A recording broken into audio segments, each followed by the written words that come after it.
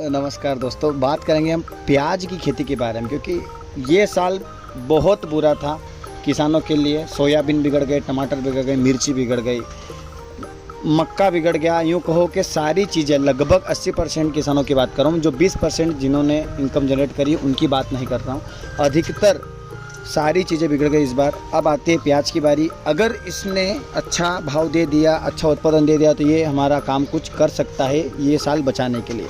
तो ज़मीन की तैयारी की बात करूँ तो मिट्टी का चुनाव वही जो हमने सोयाबीन वगैरह निकाल के रखे हैं वही, लेकिन उसमें जुताई ज़रूर करें, धूप ज़रूर लगाएं, क्योंकि उसमें जो नमी है, नमी के कारण इस बार पानी बहुत ज़्यादा गिरा है। नमी के कारण फसल जो हमारी है यहाँ पर ओस गिरेगी और ओस के कारण नष्ट होने के चांस बहुत ज़्यादा है। तो उसको जितना हो सके आप एक बार जुताई करने के बाद धूप लगाएं, उसके बाद रोटावेटर करें और उसके बाद ही आप उसमें हमारी जो जैविक खाद का उपयोग करने के बाद प्याज की खेती करें। ये तो सभी को पता है। जुताई होने के बाद पाटा लगा दिया। बात करते हैं बीज और पौधा तैयार। तो पौधे तैयार की इस बार मेरी बात मानो तो नर्सरी से आप पौधे ले आओ, क्योंकि इस बार ओस भी ज़्यादा गिरने वाली है।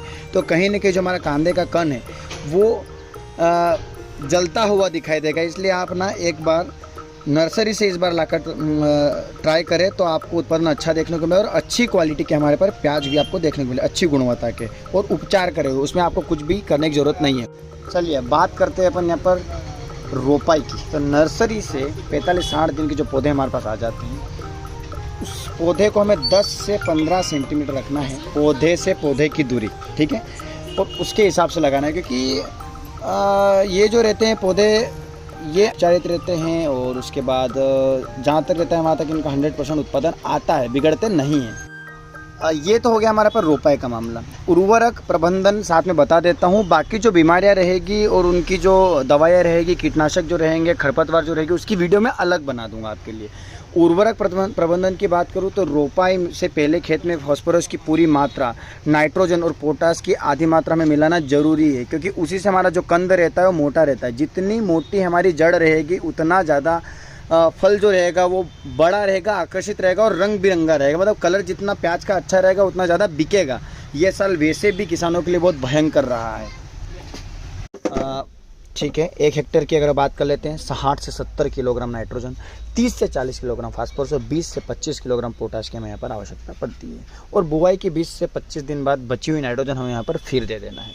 सिंचाई और खरपतवार नियंत्रण सभी को पता है कि खरपतवार में सबसे जो नॉर्मल रहता है, रोपाई के बाद पेंडामिथिलिन का छिड़काव आप कर सकते हैं, हाथ से भी निकाल सकते हैं, वो और अच्छा रहता है। फसल को झटका नहीं लगता है, छोटी फसल को उसको झटका नहीं लगता। और ये जो 110 से 150 दिन में हमारी प्याज की जो फसल रहती है वो तैयार हो जाती है। और पानी पे भी डिपेंड करती है, आप पानी कितना पिला रहे हैं। बहुत सारे इलाकों में, मध्य प्रदेश के पिछड़े झाबुआ ज़िले में के आसपास के इलाके में पानी की कमी है। बहुत सारे ऐसी जगह हैं जहाँ पानी ज़्यादा पर्याप्त नहीं है, तो वहाँ पर फसल जल्दी भी आ जाती है, कड़क भी आ जाती है, छोटे भी रह जाते हैं। तो ये विषय ध्यान रखना है। और 3-4 चीज़, जड़ें जो है 3 सेंटीमीटर से ज़्यादा घेरी नहीं रखना है। ज़्यादा नमक वाले, ज़्यादा नमी वाली हमें यहाँ पर जगह में यहाँ पर प्याज की खेती नहीं करना है।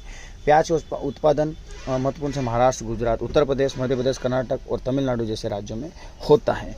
तो आज के लिए इतना ही था। नेक्स्ट वीडियो में सब प्याज की बीमारी, खरपतवार नियंत्रण, कीटनाशक की मैं बात करूँगा। मिलते हैं अगली वीडियो में। जय जवान जय किसान।